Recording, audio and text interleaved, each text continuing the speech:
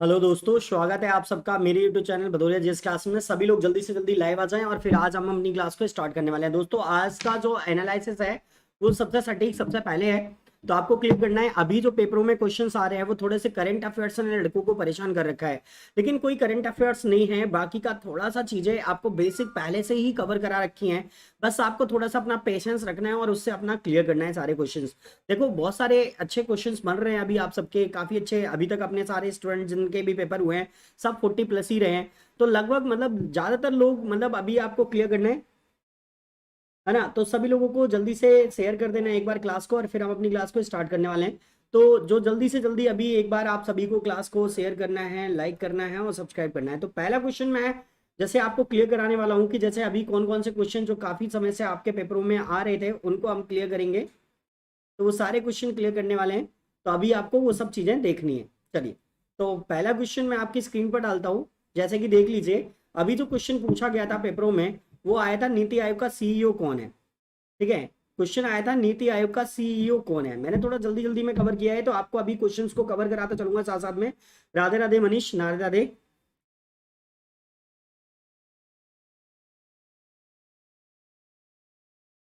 अभी क्लियर करेंगे। देखो, नीति आयोग का सीईओ पूछा गया था। अभी मैं यहाँ पे बात करता हूँ, ये जैसे नीति आयोग का सीईओ कौन है तो आपको याद रखना है VVR सुब्रमण्यम।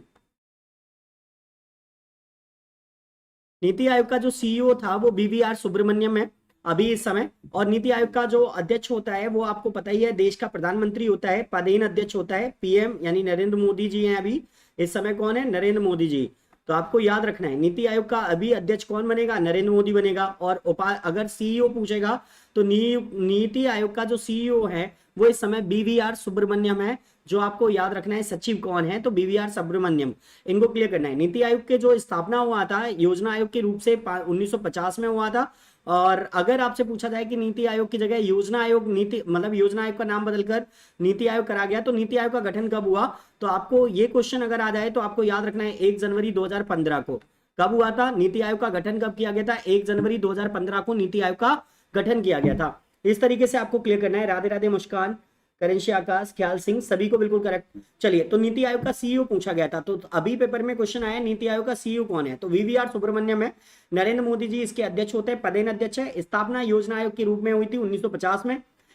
अगर बात करें 15 अगस्त 2014 को नरेंद्र मोदी जी ने इसका नाम बदलकर नीति आयोग कर दिया और 1 जनवरी 2015 को इसे योजना नीति आयोग के नाम से ट्रांसफॉर्म कर दिया, अर्थात अब इसे हम नीति आयोग के नाम से जानते हैं। अभी वर्तमान में इसके सचिव पूछे गए थे आपसे पेपर में, सीईओ, तो VVR सुब्रमण्यम है। दोस्तों याद रखना है, ये आपके लिए इंपॉर्टेंट है।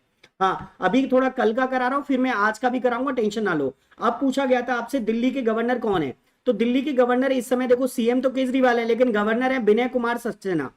तो दिल्ली के गवर्नर जो है विनय कुमार सक्सेना जी हैं। ये कल ही लेने वाला था, लेकिन कल थोड़ा लैपटॉप प्रॉब्लम के कारण फिर क्लास हो नहीं पाई हमारी, वरना मैं ये कल ही क्लियर करा देता। तो विनय कुमार सक्सेना दिल्ली के गवर्नर हैं।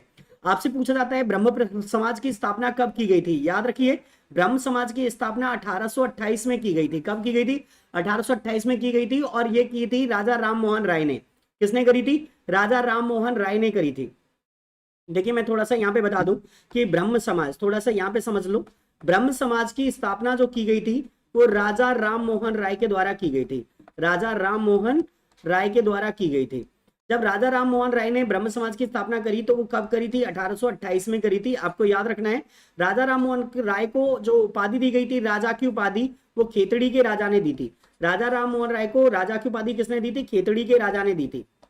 तो खेतड़ी के राजा ने दी थी। राजा राम मोहन राय को भारतीय पुनर्जागरण का अग्रदूत कहा जाता है। अगर ये क्वेश्चन आ जाए, भारतीय पुनर्जागरण का अग्रदूत किसे कहते हैं, तो राजा राम मोहन राय को कहते हैं भारतीय पुनर्जागरण का अग्रदूत। तो भारतीय पुनर्जागरण का अग्रदूत हम किसे कहते हैं? राजा राम मोहन राय को कहते हैं दोस्तों। तो ब्रह्म समाज की स्थापना राजा राम मोहन राय ने की थी, 1828 में की थी। उपाधि दी थी राजा की, किसने दी? खेतड़ी के राजा ने दी थी। तो आपको ऐसे क्लियर करना है कि इन्हें खेतड़ी के राजा ने राजा राम मोहन राय की उपाधि दी थी, राजा की उपाधि दी थी। कहने का मतलब भारतीय पुनर्जागरण का अग्रदूत इन्हीं को कहा जाता है। सती प्रथा समाप्ति में इनका बहुत बड़ा योगदान था। तो जो आपको याद रखना है, जो आपके लिए इंपोर्टेंट बनेगा। चलिए कोई दिक्कत नहीं है, बाकी का सभी लोग एक बार क्लास को शेयर करें और सभी क्वेश्चंस को थोड़ा सा मेरे साथ रिपीट करें, क्योंकि यहीं से क्वेश्चन कुछ आगे पीछे पेपरों में आ रहे हैं लगातार, क्योंकि रिपीट कर रहा है क्वेश्चंस को, तो थोड़ा सा याद रखिए, आपके लिए बहुत ज्यादा इंपॉर्टेंट बनेगा ये क्वेश्चंस, है ना। तो सभी दोस्तों को जल्दी से क्लास को एक बार शेयर भी कर दें आप सभी। चलिए, तो ये आपको क्लियर करना था। अभी देखो मैं आगे बढ़ूं फिर से वापस, तो भारत का नेपोलियन किसे कहा जाता है? तो आपको पता है भारत का नेपोलियन हम समुद्रगुप्त को कहते हैं। भारत का नेपोलियन किसे कहा जाता है? समुद्रगुप्त को कहा जाता है, ये याद रखिए। समुद्रगुप्त के सिक्कों पर उसे बीड़ा बजाते हुए दिखाया गया है। भारत का नेपोलियन समुद्रगुप्त को कहा जाता है, ऐसे करके याद रखना। देखो झारखंड की राजधानी पूछी गई थी, तो रांची। झारखंड की राजधानी क्या होगी? रांची होगी। तो झारखंड की राजधानी क्या होगी? रांची होगी। ऐसे करके आपको क्लियर करना है। हाँ, तो अभी मनीष ये सारे क्वेश्चंस को क्लियर करते चलो साथ साथ में, क्योंकि इनमें से कुछ ना कुछ क्वेश्चन, एक राज्यपाल याद रखो, एक डे याद रखो, यहां से क्वेश्चन आ रहा है मुख्यमंत्री याद रखो, किस राज्य का कौन सा मुख्यमंत्री कौन सा राज्यपाल है, क्वेश्चन आ रहे हैं डेफिनेटली वहां से याद रखिए। और जितने भी हमारे जो मेन क्वेश्चन है वहां से आ रहे हैं। जैसे अभी एक क्वेश्चन पूछा गया था कल के पेपर में, या तो उन्होंने कान्हा किसली पूछा था या पन्ना नेशनल पार्क था। कुछ लड़कों ने कहा कि नहीं सर पन्ना नेशनल पार्क पूछा गया था। तो पन्ना नेशनल पार्क पन्ना में स्थित है, आपको याद रखना है। पन्ना नेशनल पार्क पन्ना में स्थित है और ये एमपी में है। ये कहां पर है? एमपी। अगर पूछा जाए किस राज्य में है तो एमपी में। स्टेट अगर आपसे पूछा जाए किस जिले में तो पन्ना जिले में। और कान्हा किसली मध्य प्रदेश का सबसे बड़ा नेशनल पार्क है, मध्य प्रदेश का सबसे बड़ा। और अगर मैं बात करूं तो ये कौन सी डिस्ट्रिक्ट में? तो मंडला में। कहां पर है कान्हा किसली? मंडला में। तो आपको याद रखना है, ठीक है। तो कान्हा किसली आपका ये इंपोर्टेंट बनेगा, एमपी में है, पूछा था, आज पूछा था जी, आज भी पूछा गया होगा, तो आपको याद रखना है, क्योंकि ये कल के पेपर में भी था और आज के पेपर में भी था। आज का पेपर भी अभी लास्ट में मैं सॉल्व करवाऊंगा, टेंशन ना लो। आज तो बने रहो लगातार, मैं सारे पेपर के क्वेश्चन क्लियर कराने वाला हूँ। आज लगभग 150-200 क्वेश्चन क्लियर कराऊंगा, और सारे पेपर में रिपीट हो रहे हैं तो वो सारे करंट अफेयर से लेकर अदर से लेकर सारे क्लियर करा दूंगा। आर्टिकल 17 का संबंध किससे है? देखो आर्टिकल 17 अस्पृश्यता के अंत से है। अस्पृश्यता, अस्पृश्यता का अंत किसमें किया गया है? अनुच्छेद आर्टिकल में। अनटचेबिलिटी का जो अनुच्छेद है वो अनुच्छेद 17 है। तो अनुच्छेद 17 अस्पृश्यता छुआछूत के अंत से संबंधित है, याद रखेंगे। देखो अभी क्रिकेट से बहुत सारे क्वेश्चन पूछे जा रहे हैं, 2 दिन से लगातार क्रिकेट के क्वेश्चन आ रहे हैं, तो याद रखना है दीपक हुड्डा का संबंध किससे है? तो दीपक हुड्डा का संबंध क्रिकेट से है। आपको पता ही है दीपक हुड्डा जो अभी इस समय शायद लखनऊ से खेलते हैं, इवन शायद लखनऊ से ही खेलता है दीपक हुड्डा। तो याद रखना, थोड़ा सा देख लेना और कि दीपक हुड्डा का संबंध किससे? क्रिकेट से है। इसके बाद क्वेश्चन पूछा गया था आरबीसी का जीवन काल कितना होता है? तो आप सब लोग जानते हैं 20 से 120 दिन होता है। आरबीसी का जीवन काल हमेशा कितना होता है? 20 से 120 दिन होता है। तो आरबीसी का जीवन काल पूछा गया है, 20 से 120 दिन होता है। तो ऐसे करके क्लियर। और आप लोग भी अगर आपको क्वेश्चन के आंसर्स मालूम है तो लगातार क्लियर करेंगे, हाँ ऐसे ही थे। और अगर बात करें, एक क्वेश्चन और आया, इसरो की स्थापना पूछी गई थी। तो सुनिए दोस्त, इसरो की स्थापना हुई थी 15 अगस्त 1969 को। कब हुई थी? 1969 को। 15 अगस्त 1969 को इसरो की स्थापना हुई, और इसका जो मुख्यालय है वो बेंगलुरु में। अगर कभी मुख्यालय पूछा जाए तो बेंगलुरु याद रखना। और दोस्तों याद रखो कि इससे क्वेश्चन बन रहे हैं, तो इसरो को अच्छी तरीके से पढ़ के जाइए। यहां पर कुछ रिपीट करेगा क्वेश्चन वापस, तो आपके लिए वो इंपोर्टेंट बनेगा। तो आप लोग ने मतलब थोड़ा सा अभी क्या है, क्लास में आप लोग आते रहो तो मैं क्लियर कराऊंगा ये सारी चीजें। लेकिन अभी क्या होता है कि आप लोगों को ये सब चीजें थोड़ा सा समझना है। घर पे बैठ के अगर अपनी तैयारी कर रहे हो तो प्रॉपर तरीके से इन चीजों पर ध्यान दो।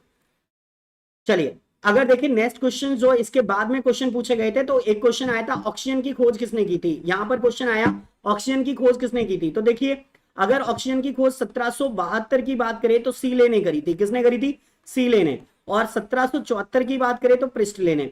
तो सीले और प्रिस्टले दोनों वैज्ञानिकों ने मिलकर करी थी। अब ऑप्शंस के हिसाब से आपको देख लेना था कि पेपर में क्या पूछा गया था। ऑक्सीजन की खोज सीले और प्रिस्टले दोनों वैज्ञानिकों ने की थी, तो आपको याद रखना है दोस्त, ठीक है। इसके बाद पूछा गया पर्यावरण दिवस। एक दिन पूछ रहे हैं, लगातार एक तारीख आ रही है, एक कोई दिन पूछा जा रहा है बार बार पे।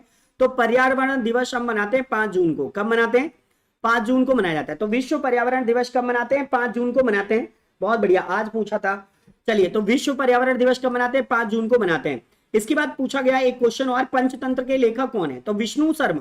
पंचतंत्र के लेखक कौन है? विष्णु शर्मा। याद रखिए दोस्त, पंचतंत्र के लेखक कौन है? विष्णु शर्मा है। विश्व बाघ दिवस कब मनाया जाता है? 29 जुलाई को मनाया जाता है। अगर विश्व बाघ दिवस पूछा जाए तो कब मनाया जाता है? 29 जुलाई को। अभी टाइगर लेकर आए मोदी जी, कूनो नेशनल पार्क में आए एमपी का। हो सकता है अभी कूनो से ऊपर पूछ ले आपसे, तो आपको याद रखना है विश्व बाघ दिवस 29 जुलाई को मनाया जाता है। अब देखो अगर बाघ दिवस की जगह पे चीता दिवस पूछ लेता तो मैं थोड़ा सा क्लियर कर देता हूं। अगर चीता दिवस पूछता तो आपको बताना है कि चीता दिवस 4 दिसंबर को मनाया जाता है। कब मनाया जाता है? 4 दिसंबर को। अगर हाथी दिवस भी पूछ ले कि हाथी दिवस कब मनाया जाता है, तो दोस्तों याद रखना हाथी दिवस 12 अगस्त को मनाया जाता है।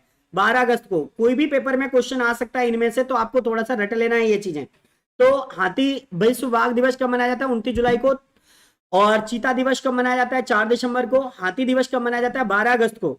अब एक क्वेश्चन आया कि वास्को डी गामा भारत कब आया, तो आप लोगों को पता होना चाहिए कि वास्को डी गामा भारत में 1498 में आया था, कालीकट बंदरगाह पर। कहां पर पहुंचा था? कालीकट बंदरगाह। तो वास्को डी गामा भारत आया था 1498 में, और ये कालीकट बंदरगाह पहुंचा था। कौन से बंदरगाह में पहुंचा था? कालीकट।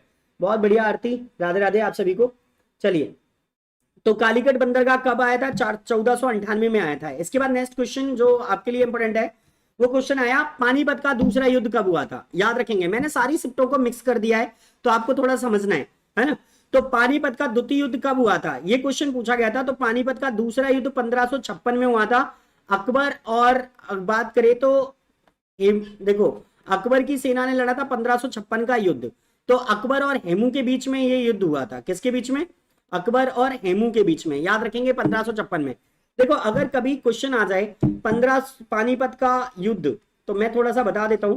पानीपत का युद्ध फर्स्ट जो युद्ध हुआ था वो 1526 में हुआ था, बाबर और इब्राहिम लोदी के बीच में। बाबर और इब्राहिम लोदी इनके बीच में हुआ था 1526 में। ठीक है। सेकंड पानीपत का जो वर्ल्ड वॉर हुआ था वो 15 मतलब अगर हम बात करें तो इसको हुआ था 1556 में। अगर इसकी बात करें तो ये हुआ था अकबर और हेमू के बीच में। अकबर और हेमू के बीच में। ठीक है। इसके बाद में थर्ड अगर पानीपत का युद्ध बताएंगे तो 1761 में हुआ था, और ये किसके से बीच में हुआ था? तो अहमद शाह अब्दाली और मराठा के बीच में। अहमद शाह अब्दाली, अफगान सेना और अब्दाली बोलते हैं, अब्दाली और मराठा सेना के बीच में हुआ था। ठीक है। तो याद रखेंगे ये पानीपत के फर्स्ट सेकंड थर्ड युद्ध है जिन्हें आपको क्लियर करना है दोस्त। इसके पहले जो क्वेश्चन बचे हैं उनको क्लियर करते हैं। जैसे एक क्वेश्चन आया था कि किस आर्टिकल का संबंध राष्ट्रपति से है, तो आपको याद रखना है अनुच्छेद 52। आर्टिकल 52 का संबंध राष्ट्रपति से होगा, हमेशा याद रखिए। बुद्ध को ज्ञान कहां प्राप्त हुआ था, तो यहां पर आंसर बनेगा बोध गया। तो बताइए आप लोग कमेंट करते चलिए, बुद्ध को ज्ञान कहां प्राप्त हुआ था? बोध गया में हुआ था। याद रखिए, बुद्ध को ज्ञान कहां प्राप्त हुआ था? बोध गया में। विराट कोहली अभी किसके ब्रांड एम्बेसडर हैं? तो विराट कोहली अभी कई चीजों के ब्रांड एम्बेसडर बने हैं, जैसे स्टार स्पोर्ट्स के हैं। अब ये तो ऑप्शन से ही क्लियर होगा। अगर सेना से रिलेटेड कुछ पूछा गया होगा तो बीएसएफ के ब्रांड एम्बेसडर, इन्हें 20 साल के लिए बनाया है, 25 साल के लिए आगामी। तो याद रखना है स्टार स्पोर्ट और बीएसएफ के ब्रांड एम्बेसडर विराट कोहली हैं, जिनको आपको याद रखना है। इसके बाद एक क्वेश्चन आया श्रीलंका, हाँ एक क्लास में राज्यपाल करा दूंगा कभी, जल्दी से टेंशन ना लो। श्रीलंका की प्रथम महिला राष्ट्रपति पूछी गई थी, तो श्रीलंका की प्रथम महिला राष्ट्रपति श्री माओ भंडार नायके थी। कौन थी? श्री माओ भंडार नायके। तो श्रीलंका की प्रथम महिला जो राष्ट्रपति थी वो श्री माओ भंडार नायके थी, जिनको आपको क्लियर करना है। इसके बाद में नेक्स्ट क्वेश्चन, हॉकी का कैप्टन पूछा गया था इसको। तो हॉकी का कैप्टन इस समय इंडियन मेंस हॉकी का कैप्टन कौन है, वो आपसे पूछा गया था। तो मैं क्लियर करा देता हूं, मनप्रीत सिंह। हाँ आज ही करा रहा हूं, मनप्रीत सिंह। तो याद रखना हॉकी के कैप्टन कौन है? मनप्रीत सिंह है। याद रखो रेबीज के टीके की खोज किसने की थी? तो आप सबको मालूम है लुई पास्चर ने। तो रेबीज के टीके की खोज किसने करी थी? लुई पास्चर ने करी थी। आपको याद रखना है गोवा की स्थापना कब हुई थी? किसने नहीं, गोवा की स्थापना कब हुई थी, कब की गई थी? तो याद रखना, देखो गोवा अगर स्वतंत्र का पूछा जाए तो गोवा स्वतंत्र हुआ 19 दिसंबर 1961 को।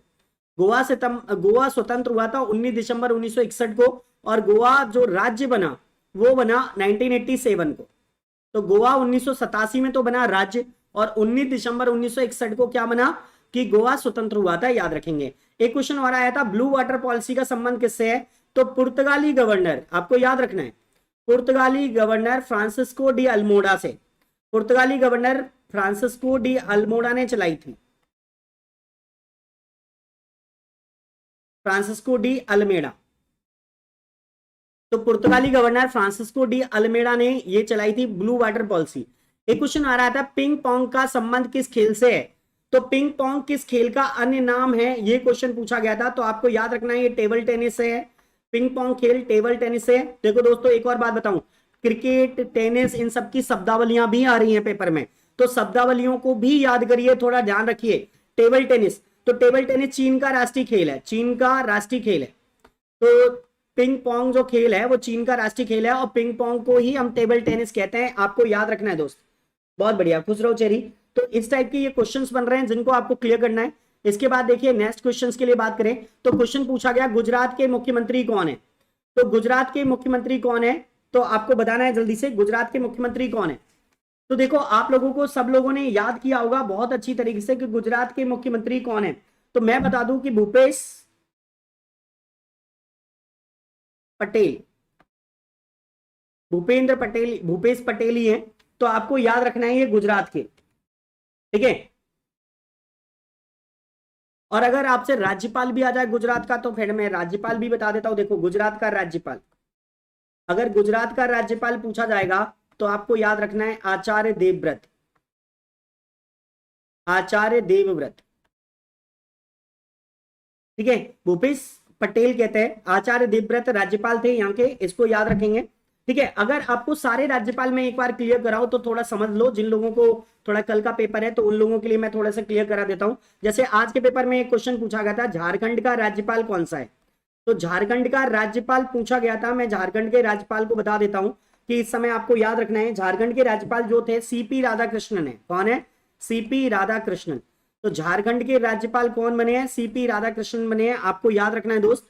अगर झारखंड के राज्यपाल के अलावा अगर आपसे सीएम पूछा जाए झारखंड के तो वो भी याद रखना कि झारखंड का जो सीएम है वो हेमंत सोरेन है। कौन है, हेमंत सोरेन, झारखंड के। याद कर लो या जय, कल का तुम्हारा पेपर है तो फिर मुझे बताना, है ना। आज का सिवा का हुआ है तो उसका भी 45 क्वेश्चन सही है, बिल्कुल करेक्ट। चलिए तो बहुत बढ़िया। तो झारखंड का जो राज्यपाल है वो राधाकृष्णन है, मतलब अगर हम बात करें सीपी राधाकृष्णन है और सीएम हेमंत सोरेन है। इसके बाद में अगर क्वेश्चन आता था कि यूपी का सीएम कौन है, तो यूपी का सीएम तो सभी को मालूम है, इस समय ट्रेंडिंग में ही है, तो योगी आदित्यनाथ। तो सब लोग जानते हैं बाबा योगी आदित्यनाथ, यूपी में काबा बाबा, तो याद रखना। तो योगी आदित्यनाथ। और अगर यहाँ पे राज्यपाल की बात करें, यहाँ पे गवर्नर की बात करें तो आपको याद रखना है कि इनके गवर्नर जो हैं वो आनंदीबेन पटेल है।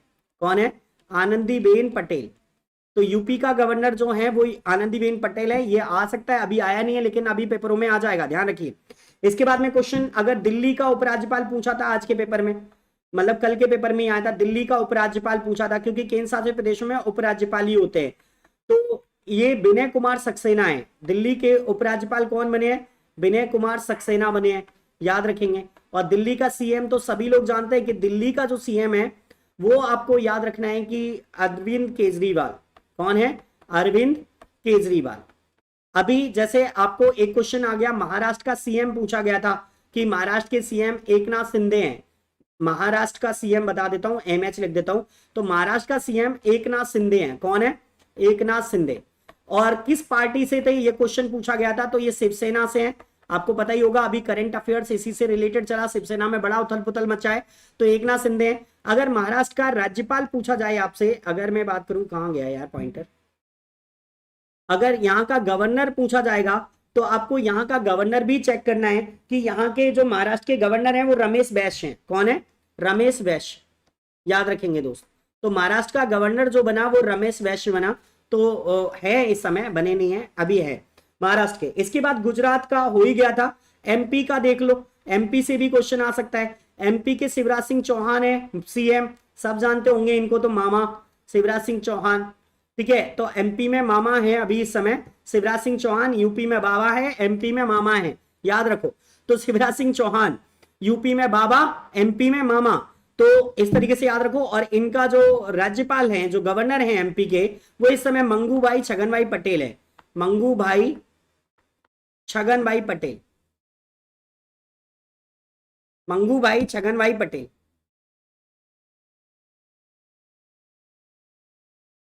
मंगूभाई छगनभाई पटेल, ये एमपी के कौन है, गवर्नर है। दोस्तों आपको इस तरीके से क्लियर करना है ये सब चीजें। अभी जैसे आज मैं और बात करूं तो अभी इसमें जगह नहीं बची है, मैं आगे करा दूंगा छत्तीसगढ़ वगैरह के जब जगह आएगी। तो अभी पहले क्लियर करो। देखो क्वेश्चन आया, भारत की सबसे लंबी नदी, तो भारत की सबसे लंबी नदी कौन सी है, जल्दी से क्लियर करो। कोई बात नहीं, अभी अच्छी तरीके से इनको रट के जाओ, अच्छी तरीके से, काफी सारे क्वेश्चन रिपीट हो जाएंगे, टेंशन ना लो दोस्त, आज याद कर लो, बढ़िया तरीके से मैं पढ़ा रहा हूं, इसको 2 बार देख लेना, क्लियर हो जाएगा सब कुछ। तो देखो, भारत की सबसे लंबी नदी कौन सी है? गंगा। गंगा से एक क्वेश्चन आ रहा है, गंगा नदी को थोड़ा पढ़ के जाना कि गंगा नदी से क्वेश्चन आ रहा है, सबसे बड़ी सहायक नदी पूछी, कहां से निकलती है ये पूछ लिया, गंगा भारत की सबसे लंबी नदी है, हो सकता है कल पूछे कितनी लंबाई है, तो याद रखना 25-25 किलोमीटर की लंबाई है गंगा नदी की, जो आपको क्लियर करनी है। अब पूछा गया था एकनाथ शिंदे का संबंध किस पार्टी से है? तो शिवसेना से है, आपको याद रखना है, एकनाथ शिंदे शिवसेना पार्टी से रिलेटेड है और महाराष्ट्र के सीएम है। कहां के सीएम है? महाराष्ट्र के। क्वेश्चन आया राष्ट्रपति की न्यूनतम उम्र कितनी होती है राष्ट्रपति बनने के लिए? तो आपको याद रखना है राष्ट्रपति बनने के लिए न्यूनतम उम्र उसको 35 वर्ष चाहिए। राष्ट्रपति बनने के लिए किसी भी व्यक्ति को न्यूनतम उम्र 35 वर्ष चाहिए, याद रखेंगे, अधिकतम कोई उम्र होती नहीं है, अधिकतम कोई उम्र होती नहीं है। अब आपसे एक क्वेश्चन पूछा गया है, बैटन की अदला बदली किस खेल में होती है? बैटन एक रिले दौड़ होती है जिसे मैराथन दौड़ कहते हैं, याद रखेंगे दोस्त, बैटन की अदला बदली मैराथन दौड़ में होती है। किस में होती है? मैराथन दौड़ में। अगर कभी क्वेश्चन आ जाए बैटन की अदला बदली किस दौड़ में, किस खेल में होती है, तो मैराथन दौड़ में होती है। काफी अच्छा आर्मी अपडेट हुआ है, तो आपको याद रखना है दोस्त, इस टाइप से क्वेश्चन आ रहे हैं। तो बैटन की अदला बदली किस खेल में होती है? मैराथन दौड़ में होती है, ये आपको क्लियर करना है, जो आपके लिए इंपॉर्टेंट बनेगा। चलिए आगे बढ़ेंगे और नेक्स्ट क्वेश्चन आपको क्लियर कराएंगे। देखो, अभी एक नया क्वेश्चन आया बायोलॉजी से, मतलब साइंस से जो क्वेश्चन बन रहे थे उनका भी हम क्लियर करते चलेंगे बीच बीच में। पित्तरस का श्रावण कहां होता है? ये क्वेश्चन पूछा गया था। तो पित्तरस का श्रावण कहां से होता है? तो आप सब लोग जानते हैं यकृत से या लिवर से। पित्तरस लिवर से निकलता है, यकृत से निकलता है। और स्टोर कहां होता है, भंडारण कहां होता है पित्तरस का? तो वो पित्ताशय में होता है। पित्तरस कहां इकट्ठा होता है? पित्ताशय में इकट्ठा होता है, याद रखें दोस्त। जठर रस, पित्त रस, ये बहुत ज्यादा क्वेश्चन बन रहे हैं इस जगह से। आज तो जठर रस का पीएच मान पूछा है, जो मैं अभी क्लियर कराऊंगा आज के पेपरों में। अभी तो पहले कल वाले क्वेश्चंस के सारे शिफ्ट के पेपर करा रहा हूं क्लियर। इंडियन कोस्ट गार्ड का मुख्यालय कहां पर है? ये पूछा गया है। तो इंडियन कोस्ट गार्ड का मुख्यालय पूछा गया है आपसे, जल्दी से बताएंगे आप सभी। देखें आप लोगों को पता है कि नहीं पता है, जल्दी से क्लियर करेंगे। मैंने सारे क्वेश्चन पैसे डाल रखे हैं आप लोगों के लिए।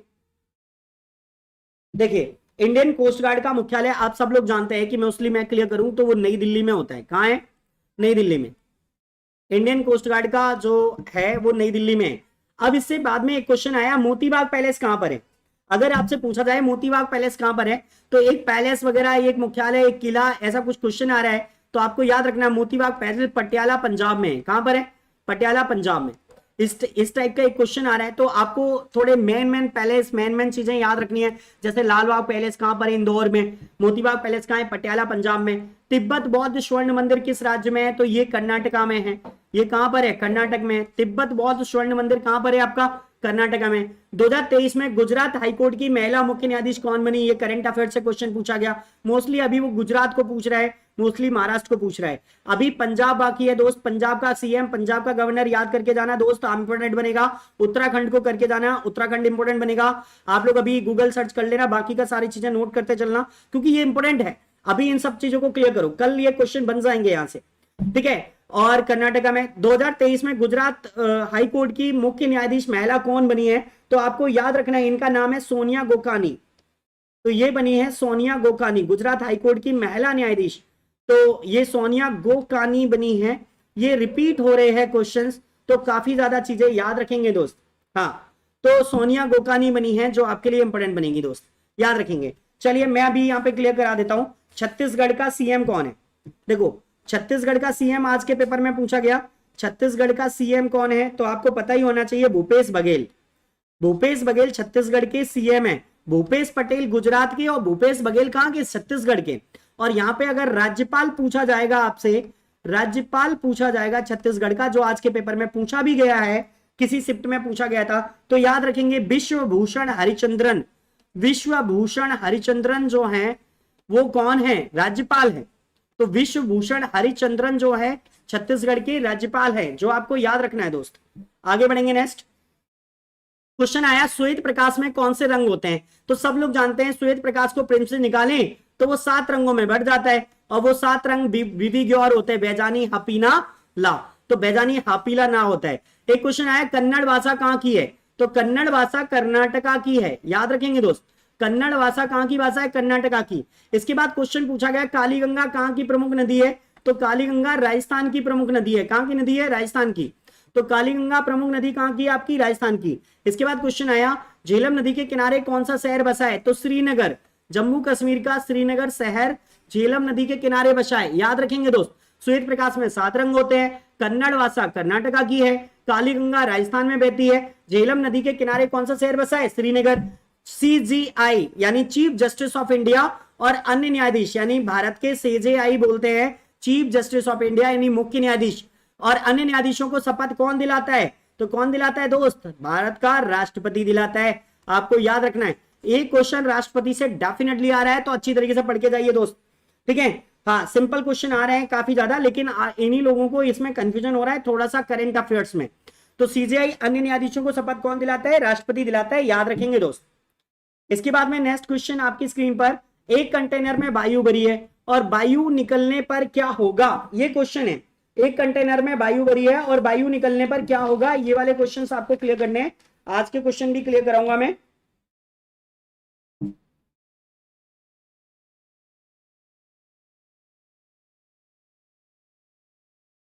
एक कंटेनर में वायु भरी है और वायु निकल जाने पर क्या होगा?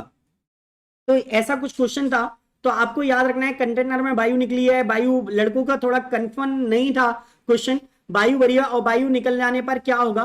तो आपको याद रखना है वायु जब निर्वात में प्रवेश करती है, तो बोल रहे थे ऑप्शन कुछ इस टाइप का है, निर्वात विवाद कुछ ऐसा ऑप्शन है। तो अगर ये चीज हो गई तो निर्वात मतलब वैक्यूम में निकलेगी वायु, तो क्या होगा? वायु निकाले जाने पर क्या होगा? तो जो बाहर का एटमॉस्फेयर होगा वो निर्वात में होगा, तेजी से जाएगी, तेज आवाज करेगी, जैसे टायर फटता है रुद्धोष्म प्रक्रम, एडियाबैटिक प्रक्रम, उसी से रिलेटेड कुछ क्वेश्चन था। कंफर्म नहीं हूं कि यही क्वेश्चन है, लेकिन पर मोस्टली आपको याद रखना है कि वहां पर जब वैक्यूम होगा, या तो रुद्धोष्म प्रक्रम दिया होगा ऑप्शन में, एडियाबैटिक नहीं होगा तो निर्वात होगा, नहीं होगा तो फिर घनत्व से रिलेटेड होगा। जो भी क्वेश्चन हो वैसे करके आपको क्लियर कर लेना दोस्त, तीनों ही चीजें लग जाएंगी यहाँ पे। शरीर में भोजन के अलावा प्रोटीन कहाँ मिलता है? आपको क्वेश्चन था। अब सुनो, शरीर में भोजन के अलावा हमें प्रोटीन किससे मिलता है? अब यहां पर क्वेश्चन आया कि भोजन तो हम पहले ही कर चुके हैं, प्रोटीन कहां से मिलेगा? तो आपको पता होना चाहिए, वहां पे ऑप्शन जो था लड़के के कहने के अनुसार वो अमाशय बिल्कुल करेक्ट आंसर बनेगा। जो ऑप्शन उसने बताए, उसने बोला अमाशय होगा सर, अमाशय पूछा था, अग्नाशय था, लीवर था, और इनमें से कोई नहीं, कुछ इस टाइप के ऑप्शन थे। तो इस टाइप के अगर ऑप्शन मिलते हैं तो उनमें अमाशय इज अ करेक्ट आंसर बनेगा दोस्त, याद रखिए, क्योंकि प्रोटीन का पाचन सबसे पहले हमारे शरीर में स्टार्ट होता है अमाशय से, और कंप्लीट पाचन अगर छोटी आंत होता है तो छोटी आंत लगा देते, लेकिन यहाँ छोटी आंत ऑप्शन में नहीं था, इसलिए कंप्लीट बनेगा। अब एक क्वेश्चन आया, एग्रीकल्चर शॉर्ट किस खेल से संबंधित है? एग्रीकल्चर, एक क्वेश्चन आ रहा है हर खेल से, याद रखिए। तो एग्रीकल्चर शॉर्ट जो किस खेल से संबंधित है? वो क्रिकेट से है, याद रखेंगे दोस्त। एग्रीकल्चर शॉर्ट जिस खेल से संबंधित है वो क्रिकेट है, याद रखेंगे। वर्तमान में भारत का गृह मंत्री कौन है? तो सब लोग जानते हैं वर्तमान में भारत का गृह मंत्री अमित शाह जी हैं। कौन है? अमित शाह। तो वर्तमान में भारत का गृह मंत्री कौन है? अमित शाह है। इसके बाद क्वेश्चन आया कांगड़ा मंदिर कहां पर है? तो कांगड़ा मंदिर आपका उत्तराखंड में, कांगड़ा कहां पर है? उत्तराखंड में, जो आपको याद रखना है, जो आपके लिए इंपॉर्टेंट बनेगा। हाँ ठीक है। इसके बाद में नेक्स्ट क्वेश्चन आपकी स्क्रीन पर डाल देता हूं। उत्तराखंड की राजधानी पूछी गई थी, तो बताइए अगर उत्तराखंड की राजधानी पूछी जाएगी तो आप लगाएंगे देहरादून। क्या लगाएंगे? देहरादून, ठीक है।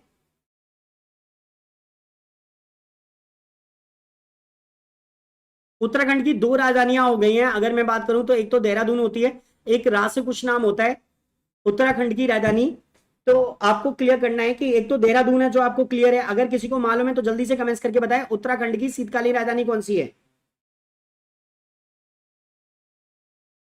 हाँ, मौर्य वंश का संस्थापक तो आपको सबको मालूम है चंद्रगुप्त मौर्य होता है। चंद्रगुप्त मौर्य मौर्य वंश का संस्थापक है। बहुत बढ़िया। नेक्स्ट बताइए चीन की राजधानी क्या होगी? कमेंट्स करिए आप सभी। ग्रीष्म। तो मौर्य वंश का संस्थापक कौन है? चंद्रगुप्त मौर्य, ठीक है। चीन की राजधानी कौन सी है? हाँ, गैरसैंण है। देखो उत्तराखंड की 2 राजधानियां हैं, अगर आपसे पूछा जाए गैरसैंण, ठीक है, दूसरी राजधानी गैरसैंण है, आपको याद रखना है। ये देहरादून जो है वो शीतकालीन राजधानी है और ये ग्रीष्म राजधानी है। कौन सी है? ग्रीष्म राजधानी है। मौर्य वंश का संस्थापक चंद्रगुप्त मौर्य। चीन की राजधानी सबने बताई बीजिंग। चीन की राजधानी क्या है? बीजिंग। मध्य प्रदेश की राजधानी क्या है? भोपाल। मध्य प्रदेश की राजधानी क्या है? भोपाल। चिल्का झील कहां पर है? ये क्वेश्चन आया, तो चिल्का झील कहां पर है? आपका उड़ीसा में है। आपको याद रखना है नेवी का ट्रेनिंग केंद्र भी यहीं पर स्थित है। इसके बाद नेक्स्ट क्वेश्चन है, इंडिया पाकिस्तान का बॉर्डर किस रेखा पर है? तो इंडिया और पाकिस्तान का जो बॉर्डर है वो किस रेखा पर है? अगर ये क्वेश्चन आता है तो रेड क्लिफ लाइन भी लगा सकते हो सकता है रेड क्लिफ लाइन हो सकता है बाघा बॉर्डर हो, ठीक है, ये भी भारत पाकिस्तान के बीच में, जो ऑप्शन होंगे उस हिसाब से क्लियर कर लेना। रेड क्लिफ, बाघा बॉर्डर, और एक और लिख सकते हैं पीओके, पाक ऑक्यूपाइड कश्मीर, उसके ऊपर भी एक बॉर्डर बना हुआ है, तो ऐसे करके क्लियर कर सकते हो। अब क्वेश्चन पूछा गया जोजिला दर्रा कहां पर है? तो जोजिला दर्रा जो है आपका वो सिक्किम में, कहां पर है? सिक्किम में। तो जोजिला दर्रा जो है वो आपका कहां पर है? सिक्किम में है। क्लियर करेंगे जल्दी से। इसके बाद आया टमाटर में कौन सा अम्ल पाया जाता है? तो टमाटर में कौन सा अम्ल पाया जाता है? तो टमाटर में पाया जाता है कौन सा?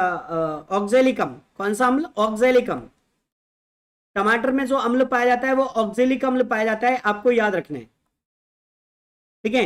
इसके बाद अगर आपसे पूछा जाए हल्दी घाटी का युद्ध कब हुआ था, ये क्वेश्चन आया था, तो आपको थोड़ा सा क्लियर करना है हल्दी घाटी का युद्ध, है ना।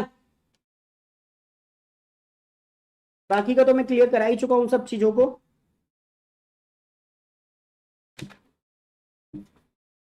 तो वो मुझे देने, मोबाइल दे दो मुझे, चलो। हाँ, तो अभी क्लियर करना है, जल्दी से क्लियर करिए।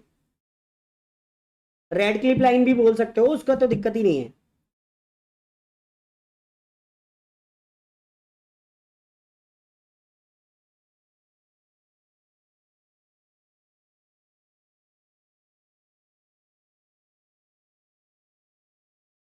अभी क्लियर करेंगे जल्दी से फटाफट।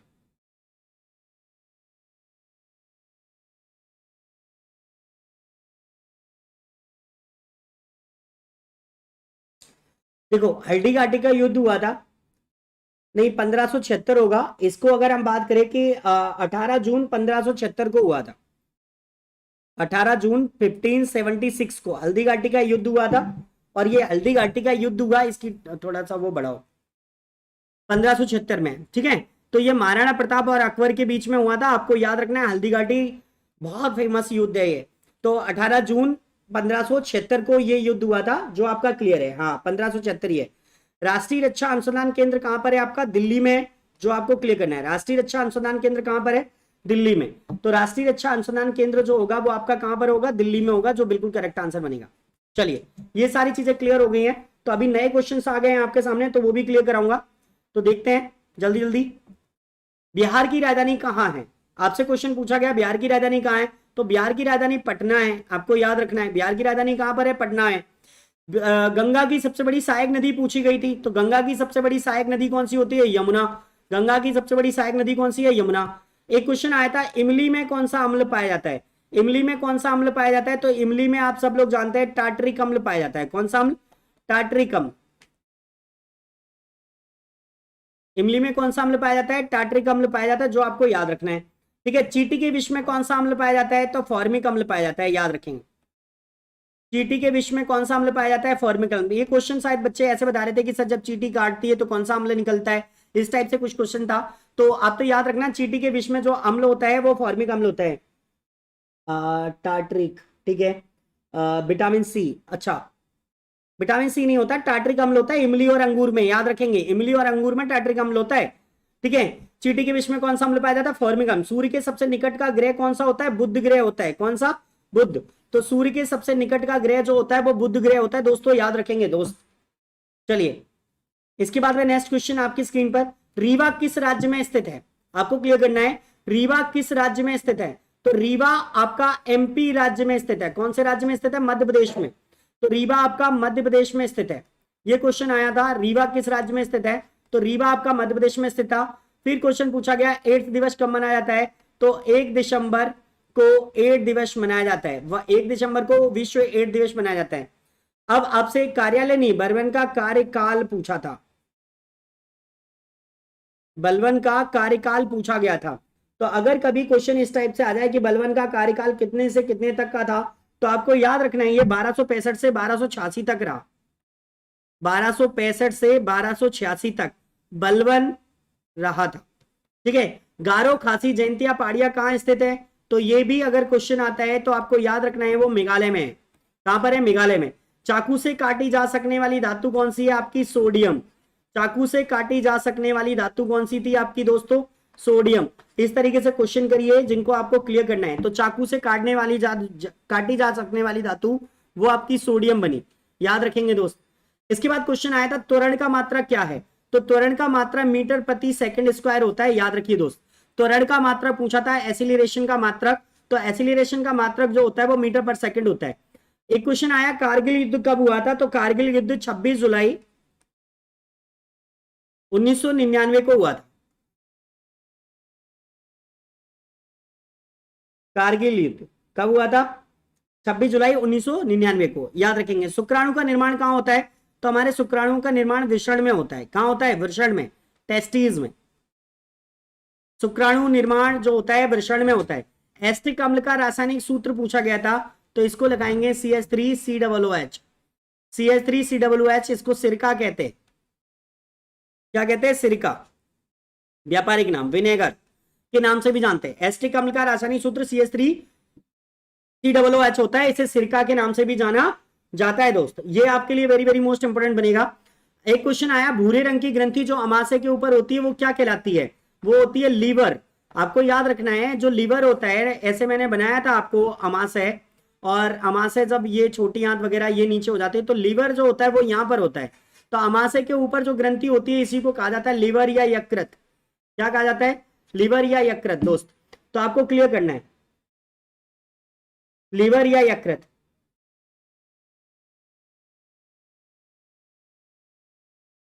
पता नहीं आज कोई प्रॉब्लम हो गई है तुम्हारे साथ क्वेश्चन को क्लियर करने में, पर बाकी का मेरे मुझे तो सुनाई दे रहे हैं। आप लोग क्लियर करते रहिए लगातार। चैनल को लाइक शेयर और सब्सक्राइब भी करिए दोस्त, ये आपके लिए इंपॉर्टेंट है। अब आपसे पूछा गया था जैव अपघट्य होते हैं, तो ये क्वेश्चन आपको क्लियर करना था। जैव अपघट्य होते हैं वो भी आपको क्लियर करना है।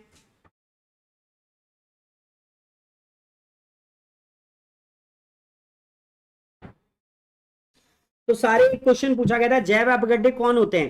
तो अभी एक जो क्वेश्चन आया था जैव अपघट्य वाला, उसमें आते थे आपके पेड़ पौधे। तो सभी पेड़ पौधे या वनस्पतियां जो होती हैं वो जैव अपघट्य होती हैं, आपको याद रखना है। पेंसिलिन की खोज किसने की थी, ये क्वेश्चन आया था, तो आपको याद रखना है अलेक्जेंडर फ्लेमिंग।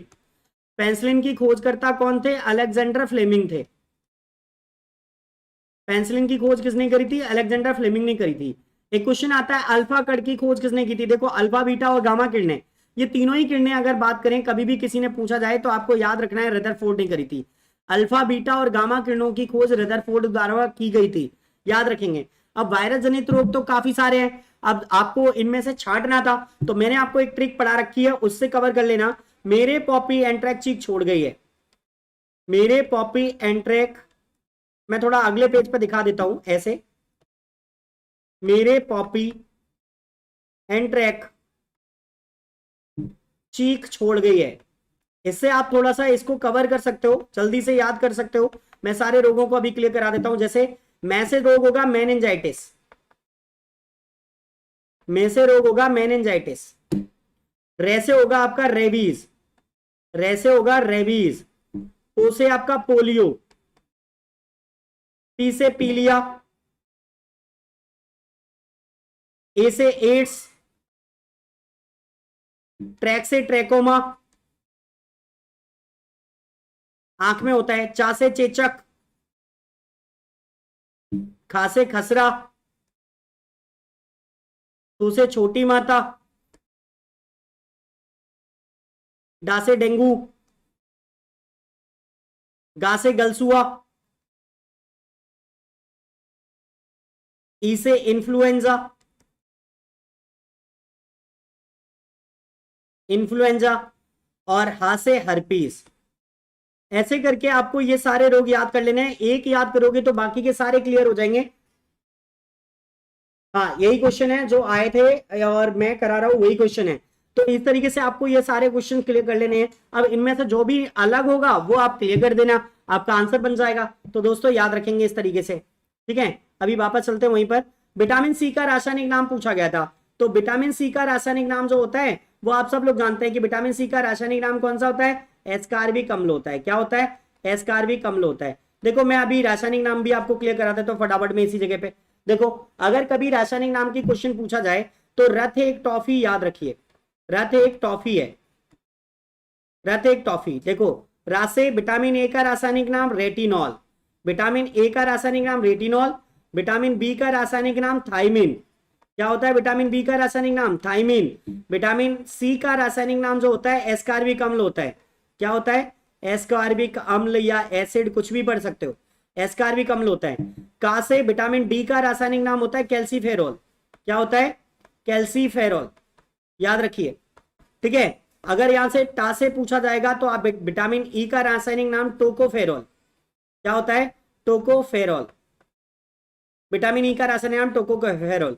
अब फी से जो लास्ट में बचाता है इससे फिलोक्यूनॉन, फिलोक्यूनॉन। और ये विटामिन के का नाम होता है। किसका नाम होता है? विटामिन के का रासायनिक नाम फिलोक्यूनॉन होता है। इस तरीके से आपको ये सारी चीजें क्लियर कर लेनी है दोस्त, आपके लिए इंपॉर्टेंट बनेगा। आज ये कमेंट लेट कर दिए तुमने, लड़कों को कमेंट नहीं आ रहे टाइम से। जब मैं 3-4 क्वेश्चन निकल जाता हूं उसके बाद कमेंट आ रहे हैं। कोई नहीं, आप कछु छेड़छाड़ मत करो, ठीक है। नीरज चोपड़ा का संबंध किससे है? आपको क्लियर करना है। नीरज चोपड़ा का संबंध किससे है? तो नीरज चोपड़ा जो हाल ही में है वो भाला फेंक खेल खेलते हैं। तो ये जेवलिन थ्रोअर है, जेवलिन खेल खेलते हैं, जेवलिन थ्रो करते हैं, भाला फेंक करते हैं। भाला थ्रो कर दिया मैंने, भाला फेंक लिख लेना आप लोग, जेवलिन थ्रो लिख लेना। मंगल पांडे का संबंध किससे है? तो मंगल पांडे 1857 की क्रांति से संबंधित है। इन्होंने 1857 की क्रांति में भाग लिया था और शुरुआत भी इन्हीं के जरिए ही हुई थे। मंगल पांडे चर्बी वाले कारतूस का विरोध करने वाले थे। 34वीं रेजिमेंट के सदस्य थे ये। और मंगल पांडे ने 1857 की क्रांति में सबसे पहले चर्बी वाले कारतूस को मुंह से खेलने से मना कर दिया था, तो याद रखेंगे। अब इसके बाद एक क्वेश्चन आया था, अफगान की पहली लड़ाई कब हुई थी? अफगान की पहली लड़ाई कब हुई थी? तो यह प्रथम अफगान युद्ध 1839 से 1842 तक चला था, याद रखेंगे। प्रथम अफगान युद्ध कब तक चला था? 1839 से 1842 तक चला था।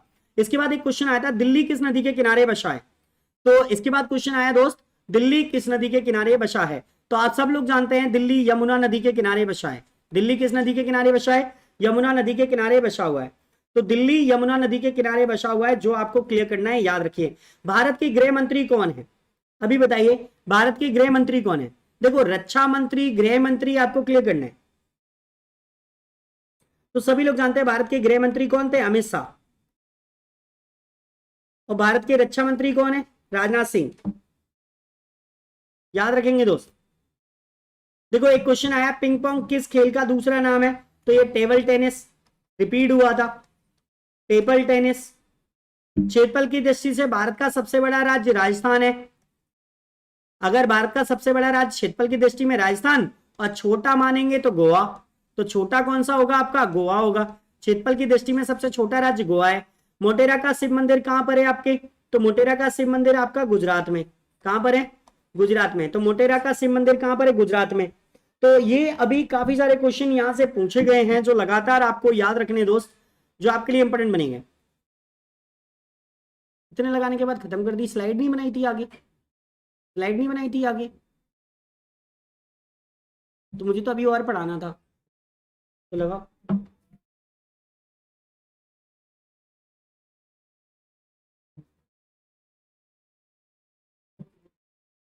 देखो, ये कल की शिफ्ट के सारे क्वेश्चंस मैंने क्लियर करा दिए हैं। अभी मैं नई नई सारे क्वेश्चंस और क्लियर करा रहा हूं अभी 2 मिनट में। तो आपको सारी चीजें 2 मिनट का वेट करूंगा और उसके बाद मैं सारे क्वेश्चंस क्लियर करा दूंगा। आज की शिफ्ट के भी सारे क्वेश्चंस क्लियर करा रहा हूं अभी, बस 2 मिनट में। आज क्या क्या पूछा गया, क्या नया आया, वो चीजें देखो। तो कल से ही रिलेटेड काफी सारे क्वेश्चंस हैं, तो उनको आपको क्लियर कर लेना है, ठीक है। आज मैं सारे क्वेश्चन क्लियर करा दूंगा और बढ़ा दूंगा।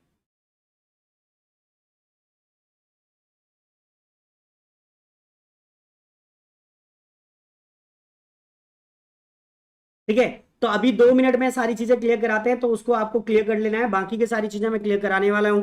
तो लगातार आपको आज के क्वेश्चंस को भी क्लियर करना है। देखो, आज का जो क्वेश्चन आया पहला, टिहरी बांध किस नदी पर बना है? पहला क्वेश्चन आया, टिहरी बांध किस नदी पर बना है? सब लोग जानते हैं, जल्दी से कमेंट करें। टिहरी बांध किस नदी पर बना है? जल्दी से क्लियर करें। टिहरी बांध किस नदी पर बना है? तो देखो, मैंने कहा था ना, गंगा नदी से क्वेश्चन आ रहा है। देखो, आज भी एक क्वेश्चन आया गंगा नदी से। पहले एक क्वेश्चन पूछा गया, गंगा की लंबाई, भारत की सबसे बड़ी लंबी नदी गंगा। फिर दूसरा क्वेश्चन आया, भारत की सबसे मतलब बड़ी सहायक नदी कौन सी है? यमुना। किसकी सहायक है? वो गंगा की है। ऐसी क्वेश्चन आया, टिहरी बांध किस नदी पर बना हुआ है? तो उत्तराखंड में बना है और गंगा नदी पर बना है। कौन सी जगह पर बना है? उत्तराखंड में बना है और गंगा नदी पर। अगर गंगा नाम नहीं होगा तो वहां नाम भागीरथी भी हो सकता है। तो कोई भी नाम करके आपको क्वेश्चन आए तो क्लियर कर लेना है वो चीजें, ठीक है। इसके बाद नेक्स्ट क्वेश्चन पूछा, एमएलए का पूरा नाम क्या होता है? एमएलए का फुल फॉर्म पूछा गया था आज, एमएलए का फुल फॉर्म पूछा गया। तो आपको याद रखना है एमएलए का फुल फॉर्म जो होता है वो मेंबर ऑफ लेजिस्लेटिव असेंबली होता है। तो मैं लिख देता हूं मेंबर्स ऑफ लेजिस्लेटिव असेंबली। तो मेंबर ऑफ लेजिस्लेटिव असेंबली जो होता है वो इसका पूरा नाम होता है। इसको हम एमपी भी बोलते हैं। क्या बोलते हैं? एमपी भी बोलते हैं, member of parliament, member of parliament, parliament. देखो एमपी अलग होता है, ये सांसद होता है। सांसद को हम क्या बोलते हैं? एमपी बोलते हैं। और एमएलए जो होता है वो विधायक होते हैं। एमएलए जो होते हैं वो क्या होते हैं? विधायक होते हैं। तो विधायक को एमएलए बोला जाता है, मेंबर ऑफ लेजिस्लेटिव असेंबली। और मेंबर ऑफ पार्लियामेंट अगर बात करें तो ये भी बोल सकते हैं। तो ऐसे करके आपको क्लियर करना है, बहुत बढ़िया। चलिए इसके बाद मैं नेक्स्ट बात करूंगा। तो नेक्स्ट क्वेश्चन आया था छत्तीसगढ़ का राज्यपाल, जो मैं क्लियर करा चुका हूं, विश्व भूषण हरिचंद्रन थे। इससे पहले पढ़ा दिया था मैंने, है ना। तो छत्तीसगढ़ का राज्यपाल आया था आज का। फिर एक क्वेश्चन आया 2011 की जनगणना के अनुसार विश्व का सर्वाधिक जनसंख्या घनत्व वाला, यानी भारत का सर्वाधिक जनसंख्या घनत्व वाला राज्य। तो भारत का सर्वाधिक जनसंख्या घनत्व वाला राज्य पूछा गया था। तो भारत की सर्वाधिक जनसंख्या घनत्व वाला राज्य कौन सा है? आपको जल्दी से कमेंट्स करके बताना है दोस्त, बताइए। भारत का सर्वाधिक जनसंख्या घनत्व वाला राज्य आपका बिहार होगा। कौन सा होगा? बिहार।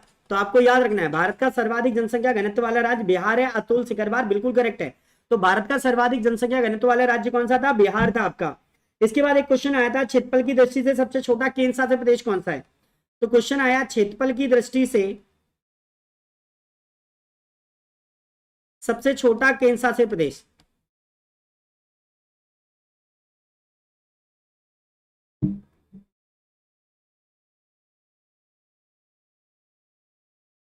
क्षेत्रफल की दृष्टि से सबसे छोटा केंद्र शासित प्रदेश पूछा गया था।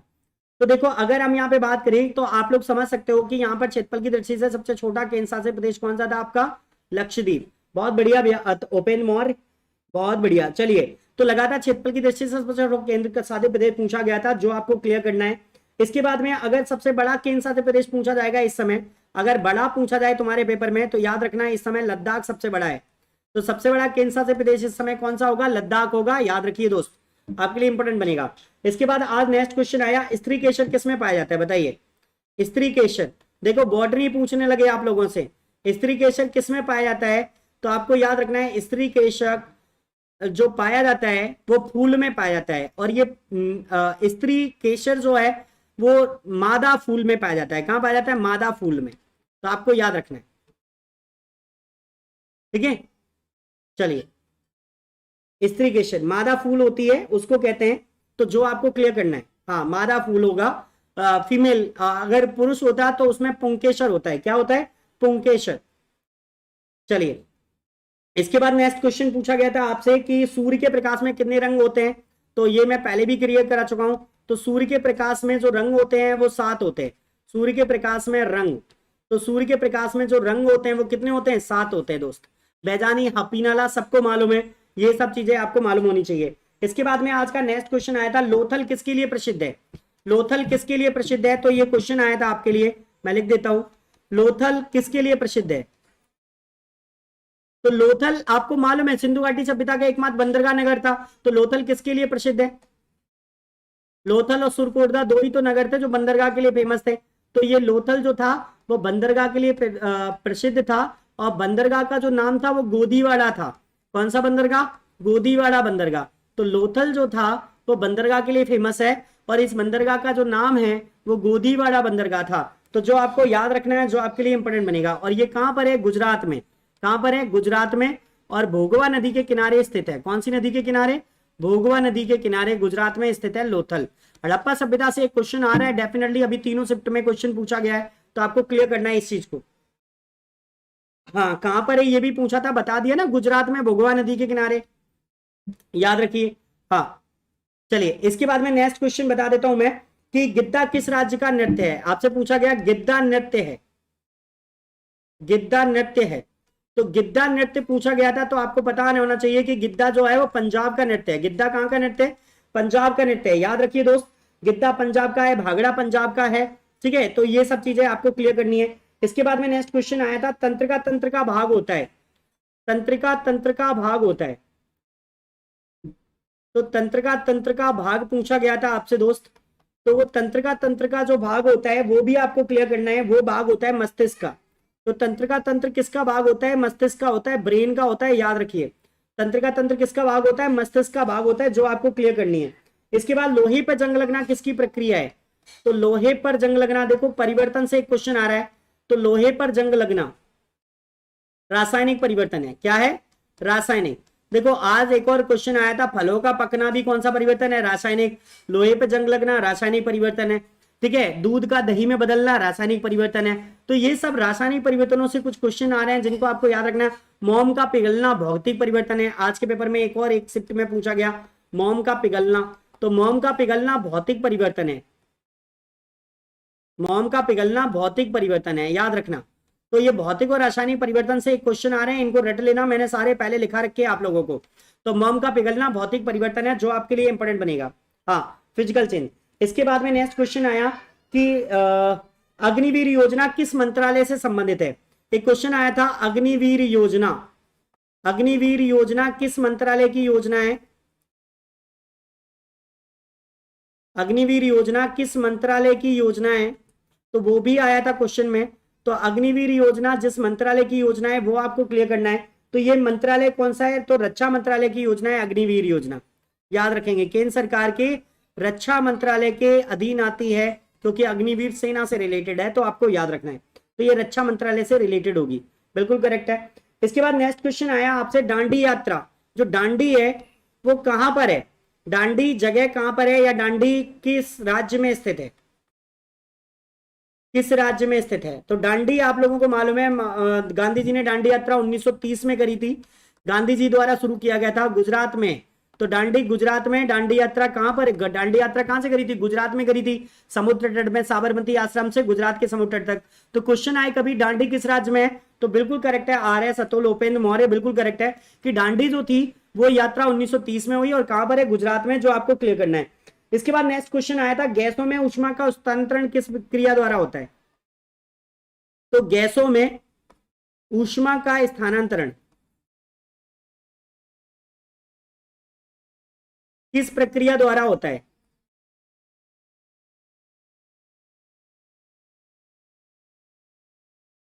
गैसों में ऊष्मा का स्थानांतरण किस प्रक्रिया द्वारा होता है? तो आप लोगों को क्लियर करना है दोस्त कि गैसों में ऊष्मा का स्थानांतरण जिस प्रक्रिया द्वारा होता है वो कौन सी होगी? संवहन। कौन सी होगी? संवहन। देखो संवहन केवल गैस और द्रवों में, द्रव और गैसों में ही केवल क्या कर सकती है? ऊष्मा का स्थानांतरण कर सकती है। तो गैसों में ऊष्मा का स्थानांतरण किस विधि से होता है? संवहन विधि से होता है, याद रखेंगे दोस्त, जो आपके लिए इंपोर्टेंट बनेगा। इसके बाद क्वेश्चन आया था, स्वाद में खट्टे होते हैं। कौन होते हैं स्वाद में खट्टे? बताओ जरा। स्वाद में खट्टे होते हैं, कौन होते हैं स्वाद में खट्टे? तो स्वाद में खट्टे अम्ल होते हैं। कौन होते हैं? अम्ल। तो सभी अम्ल स्वाद में कैसे होते हैं? खट्टे होते हैं, जो आपको क्लियर करना है। तो सभी अम्ल स्वाद में कैसे होंगे? खट्टे होंगे दोस्त। इसके बाद में नेक्स्ट क्वेश्चन आया था, राज्यसभा में राष्ट्रपति कितने सदस्यों को मनोनीत करता है? तो राज्यसभा में राष्ट्रपति कितने सदस्यों का मनोनयन करता है?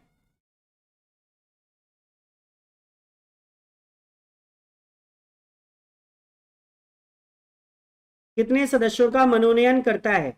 तो आप सबको मालूम है कि राज्यसभा में राष्ट्रपति 12 सदस्यों का मनोनयन करता है, जो आपको याद रखना है।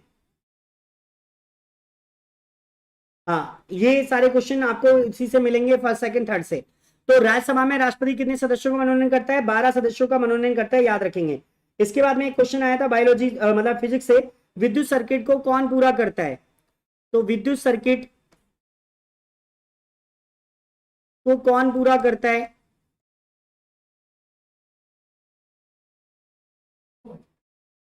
तो यहां पे जो आंसर बनेगा वो स्विच बनेगा। क्या बनेगा?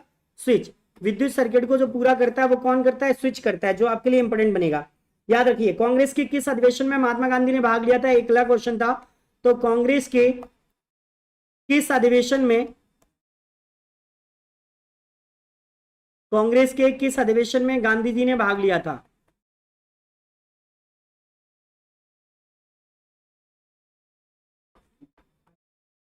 भाग लिया। तो आपको याद रखना है 1924 में हुआ था बेलगांव अधिवेशन। कौन सा अधिवेशन? बेलगांव अधिवेशन। गांधी जी ने एक ही कांग्रेस अधिवेशन में भाग लिया है, वो 1924 के बेलगांव अधिवेशन है, उसी में भाग लिया था। तो जो आपके लिए इंपॉर्टेंट बनेगा दोस्त, तो राज्यसभा में राष्ट्रपति 12 सदस्यों का मनोनयन करता है, विद्युत सर्किट को पूरा करता है स्विच। कांग्रेस के किस अधिवेशन में गांधी जी ने भाग लिया था? 1924 के बेलगांव अधिवेशन में भाग लिया था। ऐसे करके आपको क्लियर करना है। बहुत बढ़िया। चलिए, इसके बाद में नेक्स्ट क्वेश्चन आएगा आपसे लिए, पदार्थ का ठोस से वाष्प में बदलना क्या कहलाता है? अगला क्वेश्चन था पदार्थ का ठोस से वाष्प में बदलना। तो मैंने आपको एक विधि पढ़ाई थी, तो पदार्थ सीधे ठोस से जब वाष्प में बदलता है, तो वाष्प में बदलता है तो ऊर्ध्वपातन विधि द्वारा बदलता है, सब्लिमेशन। कौन सी विधि? सब्लिमेशन, यानी इसको हम हिंदी में बोलते हैं ऊर्ध्वपातन विधि द्वारा, सब्लिमेशन विधि द्वारा। तो कोई भी पदार्थ ठोस से सीधे वाष्प में बदलता है तो वो ऊर्ध्वपातन द्वारा बदलता है, याद रखेंगे। हाँ, पंजाब के सीएम और राज्यपाल दोनों बताऊंगा, ध्यान रखिए, अभी बाद में लास्ट में बता दूंगा, ठीक है? तो जो आपको क्लियर करना है, तो पंजाब के सीएम और राज्यपाल, अभी दोनों ही चीजें मैं क्लियर कर दूंगा, आप लोगों को टेंशन ना लें, ठीक है? अब इसके बाद में नेक्स्ट अभी आपको क्लियर करना है, वो चीजें कवर कर लें। इसके बाद में थोड़े से नेक्स्ट क्वेश्चन क्लियर कर देता हूं। देखो, ये सारे क्वेश्चन आपको चाहिए तो आपको चैनल को लाइक, शेयर और सब्सक्राइब करनी है। अगर आप इन लोगों को भी आप ये पीडीएफ चाहते हो तो मैं आपको प्रोवाइड करा दूंगा, जिससे आपको बार बार इस चीज को कवर करना पड़ेगा। तो जल्दी से मैं ये सब चीजें आपको दे दूंगा, पर पहले से ज्यादा से लोगों को शेयर करिए, लाइक करिए और सब्सक्राइब भी करिए, अगर आपको सारे क्वेश्चन चाहिए तो। बताइए, देखो एक क्वेश्चन आया क्रिकेट से रिलेटेड था, दूसरा किस खेल से संबंधित है? दूसरा शब्द किस खेल से संबंधित है? तो दूसरा शब्द किस खेल से संबंधित है? तो आप सब लोग जानते हो, ये क्रिकेट में बॉल फेंकते हैं तो वो दूसरी बॉल फेंकते हैं, दूसरा बोलते हैं उसको। तो दूसरा क्रिकेट से संबंधित है, जो आपको क्लियर करना है। तो दूसरा शब्द किस खेल से संबंधित है? क्रिकेट से, जो आपको क्लियर करना है। बहुत बढ़िया। इसके बाद में एक और क्वेश्चन आया था, मोम का पिघलना कौन सा परिवर्तन है? पढ़ाई दिया था मैंने अभी, भौतिक परिवर्तन है। महिला वर्ल्ड 2023 की महिला T20 वर्ल्ड कप की विजेता, उपविजेता पूछी थी। देखो, अब ये क्वेश्चन आप थोड़ा समझ लो, ये सभी लोग समझ लो। महिला T20 वर्ल्ड कप की विजेता, अभी आईपीएल टीम की विजेता मुंबई इंडियन है, याद रखना, महिला वर्ल्ड कप की। तो वो भी पूछ सकते हैं, तो उसको याद रखना। और उपविजेता पूछ रहा है, दूसरी टीम पूछ रहा है, वो हारी कौन थी। तो आपको दोनों चीजें क्लियर करनी है। अभी जो कल पेपर देने जाने हैं वो T20 महिला वर्ल्ड कप और ये फीफा मैं अभी पढ़ा रहा हूं, उसको क्लियर करें और इसको रटना। T20 वर्ल्ड कप की उपविजेता कौन थी, तो ये पूछा गया था आपसे। तो T20 क्रिकेट की महिला की जो उपविजेता टीम बनी है, वो आपकी याद रखना है। उपविजेता जो टीम थी वो दक्षिण अफ्रीका थी, आपको याद रखना है। ये हार गई थी दक्षिण अफ्रीका वाले, और ऑस्ट्रेलिया की महिलाओं ने इन्हें हराया था। तो विजेता टीम कौन है? तो विजेता थी ऑस्ट्रेलिया। ऑस्ट्रेलिया ने T20 वर्ल्ड कप जीता दक्षिण अफ्रीका की महिलाओं को हराकर। तो जो आपको क्लियर करना है दोस्त, ये था वर्ल्ड कप, ठीक है? इसके बाद एक और क्वेश्चन आया, चैत्र जो होते हैं वो बौद्ध धर्म में किससे संबंधित हैं?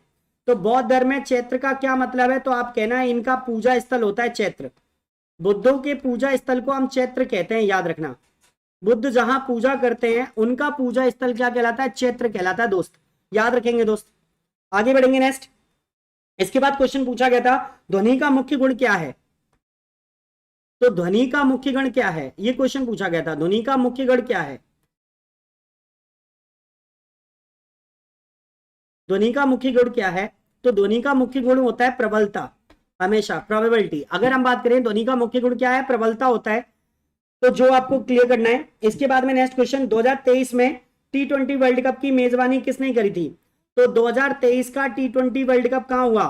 2023 का T20 वर्ल्ड कप ये दक्षिण अफ्रीका में हुआ था। कहां हुआ था दोस्त? याद रखेंगे, T20 वर्ल्ड कप दक्षिण अफ्रीका में हुआ था, 2023 का T20 वर्ल्ड कप।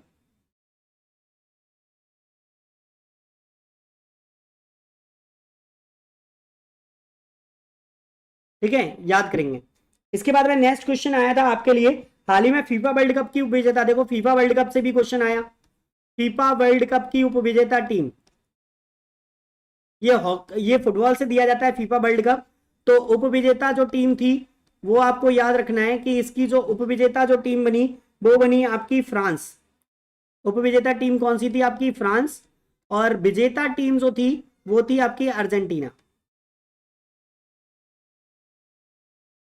तो विजेता कौन था? अर्जेंटीना था। अर्जेंटीना ने फ्रांस को हराकर ये फीफा वर्ल्ड कप जीता। अर्जेंटीना उपविजेता। ठीक है, ऐसे करके आपको क्लियर कर लेना दोस्त। हाँ, मैं दोनों दिन का पेपर एनालिसिस करा रहा हूं, इसलिए लगातार क्वेश्चन सारे ज्यादा आ रहे हैं, याद रखेंगे दोस्त। इसके बाद में अभी आपको क्लियर करना है। इसके बाद एक और क्वेश्चन पूछा गया था कि सीडीएस कौन है इस समय, बताइए। ये तो सबको रटाया मैंने अच्छी तरीके से। सीडीएस कौन है अभी देश का? सीडीएस कौन है? चीफ ऑफ डिफेंस स्टाफ कौन है, बताइए। सबको मालूम है इन लोगों का नाम, जैसे आप लोगों को क्लियर करना है ये, और सब लोग जानते हैं। अनिल चौहान बिल्कुल करेक्ट है। देखो सीडीएस इस समय कौन है हमारे? अनिल चौहान है, याद रखेंगे दोस्त। इस समय सीडीएस कौन है? चीफ ऑफ डिफेंस स्टाफ कौन है? अनिल चौहान है, जो आपको याद रखना है। इसके बाद क्वेश्चन आया जल्लीकट्टू खेल किससे संबंधित है? जल्लीकट्टू जो खेल है किस राज्य का खेल है? तो आपको याद रखना है जल्लीकट्टू जो है वो तमिलनाडु का है। तमिलनाडु का खेल है जल्लीकट्टू, याद रखेंगे। इसमें सांडों की लड़ाई करी जाती है, सांड को मतलब पानी में भगाया जाता है, ऐसे करके कुछ खेल है। तो जल्लीकट्टू जो है तमिलनाडु में स्थित है, आपको याद रखना है। एक और क्वेश्चन आया था, नेताजी का उपनाम, नेताजी का पूरा नाम क्या था? नेताजी का पूरा नाम बताइए। तो नेताजी का पूरा नाम आप सब लोग जानते हैं, नेताजी सुभाष चंद्र बोस। तो आप इसको सुभाष चंद्र बोस लिखेंगे। बहुत सिंपल सा क्वेश्चन था, नेताजी का पूरा नाम क्या है ना, तो नेताजी सुभाष चंद्र बोस कहते हैं, ऐसे करके आपको क्लियर कर लेना था।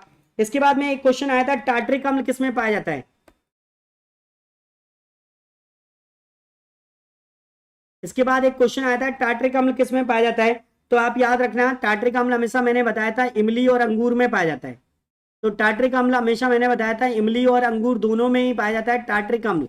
ये बहुत आ रहा है, एक अम्ल क्षार से क्वेश्चन आ रहा है, तो अपनी मैगजीन में पीछे सारे क्वेश्चन दिए हैं अम्ल क्षार के, सारे रट कर जाइए। आज पढ़िए अच्छी तरीके से केमिस्ट्री की मैगजीन, ठीक है? तो याद रखेंगे दोस्त। हाँ, इसके बाद में नेक्स्ट क्वेश्चन आया था, हरिमऊ शक्ति युद्ध अभ्यास कहां हुआ था? हरिमऊ शक्ति युद्ध अभ्यास, देखो एक युद्ध अभ्यास भी आ रहा है, युद्ध अभ्यास किन दो देशों के बीच हुआ था? तो डेफिनेटली एक देश तो भारत ही होगा, आपको बताइए। हरिमऊ शक्ति युद्ध अभ्यास हुआ था भारत और मलेशिया के बीच में। किसके बीच में हुआ था? भारत और मलेशिया के बीच में हुआ था, ठीक है? तो एक युद्ध अभ्यास आ रहा है, आप निकाल लो अभी हाल ही में भारत के प्रमुख देशों के साथ युद्ध अभ्यास, और रटो अभी अजय वगैरह ये सब लोग जिनका कल पेपर है वो याद रखो, ठीक है? भेज दूंगा। हरिमऊ शक्ति युद्ध अभ्यास हुआ था भारत और मलेशिया में, इसको क्लियर करना है। एक और क्वेश्चन आया था,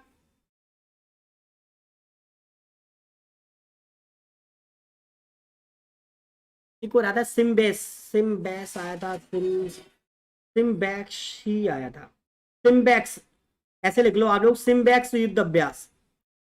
सिम्बैक्स युद्ध अभ्यास जो हुआ था ये हुआ था आपका भारत और सिंगापुर के बीच में। सिम्बैक्स युद्ध अभ्यास के नाम से ये पूछा गया था, तो ये आपका भारत और सिंगापुर में हुआ था, ऐसा ही कुछ बोला गया है, तो याद रखना। एक और क्वेश्चन आता है, मिल्क और मैग्नीशिया का रंग कैसा होता है? यानी मैग्नीशियम ऑक्साइड, मैग्नीशियम ऑक्साइड का रंग कैसा होता है? तो मैग्नीशियम ऑक्साइड को मिल्क और मैग्नीशिया कहते हैं। तो दूध का रंग सफेद होता है, तो इसका भी सफेद होता है। इसका रंग कैसा होता है? सफेद होता है। तो मिल्क ऑफ मैग्नीशिया का, या मिल्क ऑफ अगर पूछा जाए मैग्नीशियम ऑक्साइड,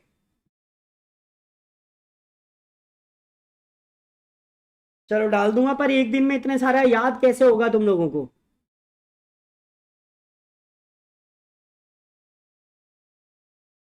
देखो गरुड़ शक्ति अगर हम करते तो भारत चाइना के साथ में करते हैं शायद, गरुड़ शक्ति युद्ध अभ्यास, है ना? तो मैग्नीशियम ऑक्साइड सफेद रंग देता है, ये क्लियर करना है। तब तक मैं सारे क्लियर कराऊंगा, अभी थोड़ी देर रुक जाओ। तो इसके बाद में आता है असहयोग आंदोलन के समय वायसराय कौन था? एक क्वेश्चन आया था कि जब असहयोग आंदोलन गांधी जी ने शुरू किया था, असहयोग आंदोलन, तो देखो मैं इसको क्लियर कराता हूं थोड़ा सा, असहयोग आंदोलन को सुनिए। असहयोग आंदोलन 1920 में हुआ था। कब हुआ था? 1920 में गांधी जी द्वारा शुरू किया गया था। उस समय गवर्नर पूछा था कि गवर्नर कौन था, तो आप लोगों को मालूम है मॉन्टेग्यू चेम्सफोर्ड। देखो मॉन्टेग्यू चेम्सफोर्ड, मॉन्टेग्यू तो भारत सचिव थे। मॉन्टेग्यू कौन थे? भारत सचिव। लेकिन आपसे पूछा गया गवर्नर, तो गवर्नर थे चेम्सफोर्ड। गवर्नर कौन थे? चेम्सफोर्ड। उस समय 1919 में जो भारत सचिव थे वो मॉन्टेग्यू थे और गवर्नर जो थे वो चेम्सफोर्ड थे। ऐसे करके आपको क्लियर करना है दोस्त ये चीजें। इसके बाद नेक्स्ट क्वेश्चन जो आपकी स्क्रीन पर आया था वो मैं क्लियर करा देता हूं। जब वस्तु नीचे आती है तो किसके कारण आती है? यदि कोई वस्तु नीचे आती है, क्वेश्चन आया था, यदि कोई वस्तु नीचे आती है तो किसके कारण आती है? तो किसके कारण आती है? या तो द्रव्यमान के कारण आएगी, ऑप्शन में द्रव्यमान होगा तो द्रव्यमान, नहीं तो भार। या तो द्रव्यमान के कारण आएगी या भार के कारण आएगी, तो याद रखेंगे। एक क्वेश्चन आया था, निम्न में से कौन सा ऊष्मा का सुचालक है? अब ये तो ऑप्शन आपको बताना है। ऊष्मा का सुचालक, अब आपको मालूम है सभी धातुएं ऊष्माई सुचालक होती हैं, मानव शरीर ऊष्मा का सुचालक होता है, ठीक है, और सभी अम्ल एवं क्षार विद्युत के सुचालक होते हैं। तो अगर इनमें से जो भी आंसर होगा वो आपको क्लियर करना था। तो निम्न में से कौन सा अम्ल और क्षार है, ऐसे करके क्वेश्चन, या विद्युत का सुचालक है, तो हो सकता है चांदी ऑप्शन में हो सकता है अदर हो। लड़कों ने क्लियर नहीं करा तो मैंने बस ऐसे ही बता दिया आपको। हाँ, भार आंसर होगा तो भार ही होगा, भार होगा तो भार लगा लेना, द्रव्यमान आता तो द्रव्यमान लगा लेंगे। जो भी क्लियर कर सकते हो आपको क्लियर करना है। इसके बाद आया था जठर रस का पीएच मान। देखो बायोलॉजी से एक और क्वेश्चन आया, जठर रस का पीएच मान। एक क्वेश्चन आया था जठर रस का पीएच मान। अब जठर रस का पीएच मान पूछेगा तो 1.2 से 1.4 होता है। याद रखेंगे जठर रस का पीएच मान 1.2 से 1.4 के बीच में होता है जठर रस का पीएच मान, जो आपको क्लियर करना है। ठीक है, तो इससे आपका ये क्लियर हो जाएगा। इसके बाद एक और क्वेश्चन आया, इंसुलिन की खोज किसने करी थी? राधे राधे बेटा, राधे राधे। इंसुलिन की खोज किसने करी? तो आपको एक और क्वेश्चन आया था, इंसुलिन की खोज किसने करी? तो ये करी थी बैटिंग एवं बैट्स ने।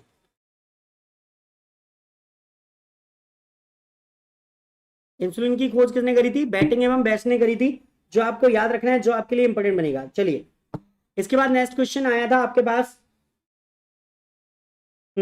इसमें पूछा था कि कॉड आई बराबर कॉड आर, परावर्तन मतलब कॉड आई बराबर कॉड आर, कुछ प्रकाश के परावर्तन से रिलेटेड कुछ क्वेश्चन था। तो आंसर में पूछा था डॉट डॉट डॉट करके और फिर ऐसे करके। तो इसका जो आंसर बनेगा कॉड आई बराबर कॉड आर कभी भी मिले तो ये प्रकाश के परावर्तन से संबंधित है। किस नियम से? प्रकाश के परावर्तन से। हमेशा आपतन कोण परावर्तन कोण के बराबर होता है, तो प्रकाश के परावर्तन से, रिफ्लेक्शन ऑफ लाइट। तो याद रखेंगे दोस्त, तो जो आपके लिए क्लियर करना है, ठीक है, तो जो आपके लिए क्लियर करना है,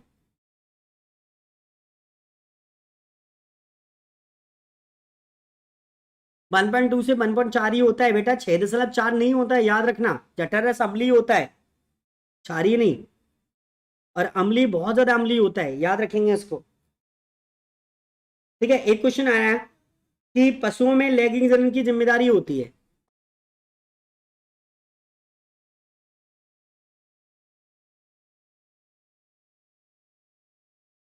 पशुओं में लैंगिक जनन की जिम्मेदारी होती है।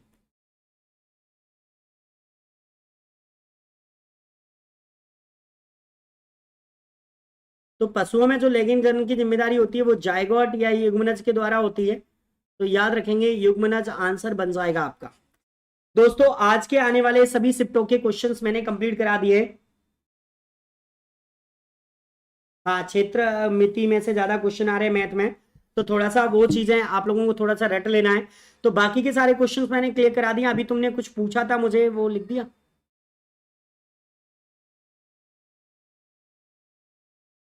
ठीक है, चलो अभी जो क्वेश्चन आया था वो क्वेश्चन में क्लियर कर देता हूं।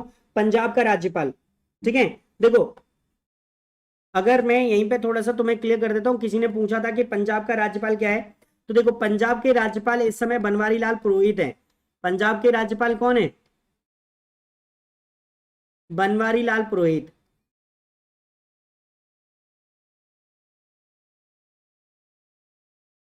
और सीएम तो आप सब लोग जानते ही हैं कि भगवंत मान है। पंजाब के सीएम कौन है? भगवंत मान। इस तरीके से अजय थोड़ा सा कवर करो, अपना क्लियर करो। हाँ, आर्मी का लेवल थोड़ा सा बढ़ गया है, करंट अफेयर्स आ रहे हैं, काफी डिटेल क्वेश्चन जा रहा है। एक क्वेश्चन तो बहुत ज्यादा थोड़ा डीप में जाके पूछ रहा है, तो लगभग एक क्वेश्चन तो पेपर में आ रहा है। वैसे इजी है, काफी ज्यादा अपने सीट से ही क्वेश्चन बन जाते हैं, सारे ज्यादातर क्वेश्चन वहीं से बन रहे हैं। है ना, और काफी सारे इंपॉर्टेंट भी बनेंगे, तो आपको सारी चीजें क्लियर करनी है, मैगजीन को थोड़ा क्लियर करके चलना है।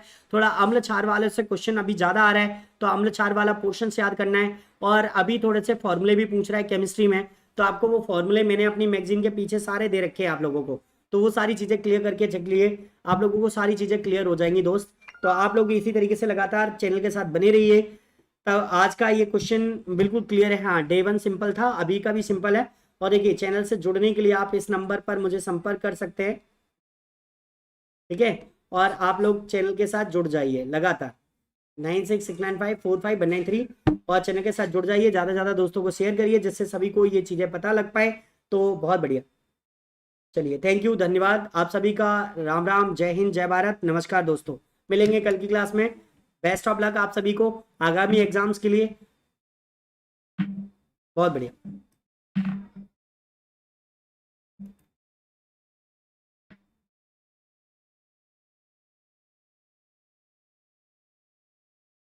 अब बेटा क्या पूरी रात भर पढ़ता रहेगा? तब तो क्लास नहीं आया तो 3 दिन से। क्लास में आ जाता, मैं सारा पढ़ा देता तुझे बैठ के।